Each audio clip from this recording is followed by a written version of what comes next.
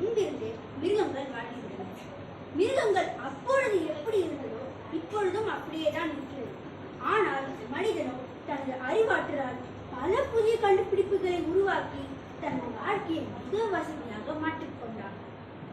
மனிதனுக்கு ஆறறிவு உள்ளதால் மட்டுமே இது சாத்தியம் என்று நினைத்தால் அது நம்முடைய ஆணவத்தையே குறிக்கும். இங்கு கூடியிருக்கும் பெரியோர்களுக்கும் என்னை போன்ற சிறுவர்களுக்கும் இனிய மாலை வணக்கம். மனிதன் இவ்வளவும் சாதித்தது அவன் தன்னுடைய அறிவை புத்தகமாக வடித்த காரணத்தினால் என்றால் அது மிகையாகாது. ஒரு மனிதன் தன்னுடைய அறிவை ஒரு புத்தகமாக வடித்து விட்டால் அடுத்து வரும் மனிதன் அதை படித்து அதை தொடக்கமாக கொண்டு வளர்கிறான். உதாரணத்திற்கு பூமி சூரியனை சுற்றி வருகிறது என்று சொன்னார்கள். அது உறுதியான பிறகு பின்னால் வந்தவர்கள் அதே வாதத்தை கண்டுபிடிக்க தேவையில்லை.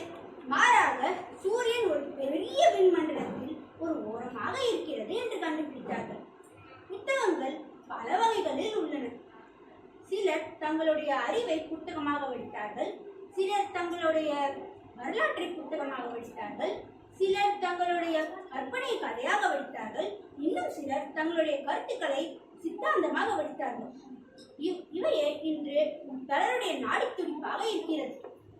புத்தகங்கள் புரட்சியே உருவாகிய கதைகள் பல உண்டு.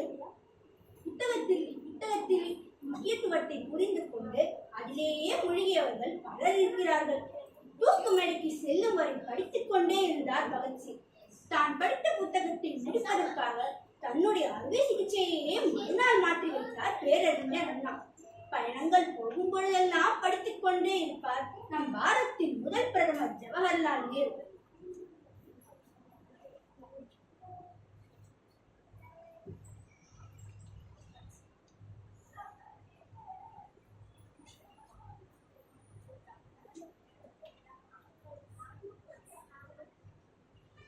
படிப்பதனாலும் ஆராய்ச்சிகள் செய்வதனாலும் மட்டுமே நம் பாரதத்தை வல்லரசு நாடாக மாற்ற முடியும் என்று படித்து சொன்னார் அப்துல் கலாம். நல்ல கருத்துக்களை உள்ளடக்கிய புத்தகங்கள் படிக்கும் பொழுது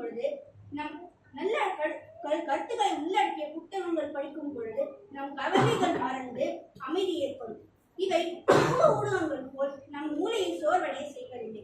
புத்தகங்கள் படிக்கும் பொழுது நம் நினைவு திறன் மற்றும் அறிவு திறன் மேம்படும்.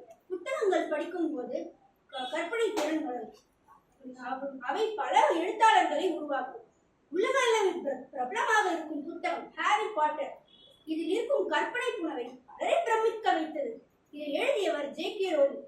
இவரால் எவ்வாறு இந்த புத்தகத்தை எழுத முடிந்தது என்று கேட்டபொழுது அவர்கள் ஜே.ஆர்.ஆர். டால்கின் மற்றும் ஜேன் ஆஸ்டன் போன்றவர்களின் படைப்புகளும் பிரிட்டானிய பழக்கதைகளும் என்னுடைய கற்பனை திறனை வளர வைத்தது. அவையே எனக்கு ஊக்கம் கொடுத்தது என்று கூறினார்கள். தாய் தந்தை பிறகு குருவை போன்று இருப்பது புத்தகங்களே. அவையே நமக்கு வழித்துணையாக இருக்கிறது.